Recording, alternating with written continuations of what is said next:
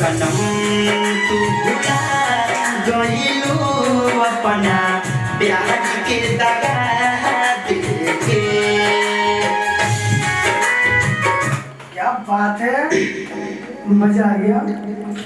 आप सभी सुन सकते हैं कि कितना बढ़िया वोकल फ्रीक्वेंसी कितनी अच्छी आ रही है, आउटपुट आप सभी सुन सकते हैं। ओनली ये रिकॉर्ड है, मिक्सिंग मास्टरिंग कुछ नहीं किया इसमें मैंने, ओनली एक छोटा मोटा जो VST प्लगइन्स हो गया छोटा लगा करके और मैंने रिकॉर्ड किया। आप सभी सुन सकते हैं कि कितना बढ़िया और कितना लाजवाब जो है आउटपुट निकल रहा है।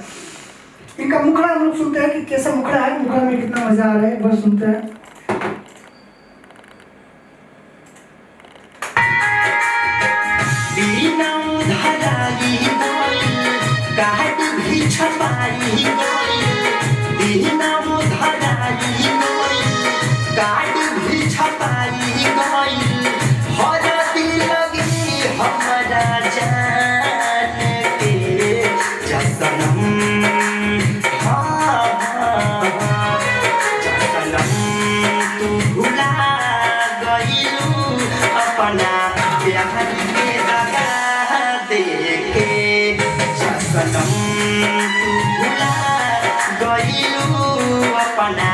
प्यार के दगा देके।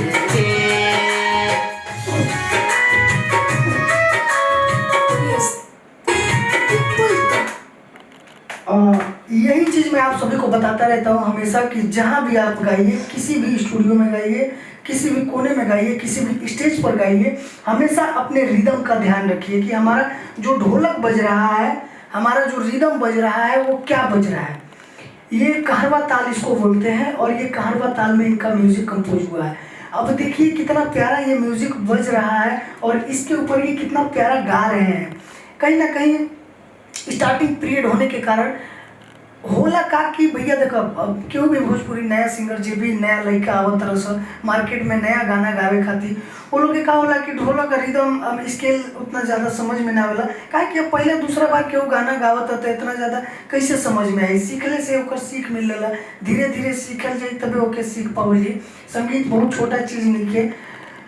आप सुन हमें वो बात बताते हैं, देखिए जहाँ तो गोले बड़े अच्छा बा लेकिन कहीं ना कहीं मिस्टेक भाई में काहे मिस्टेक बा, काहे कि जो गाना ही गावत रहता हो कहीं कहीं घाई के चलते मैं पहले ही उठा देता रहे, काफ़ी जल्दी में उठा देता है। तो उतना तो हम संभाल ली, जब मिक्सिंग हुई मास्टरिंग हुई गाना के तो उतना तो संभाल लिया आदमी, मिक्सिंग में थोड़ा बहुत आगे पीछे कर ली। अब आई अंतरा, देखी अंतरा में कहा बा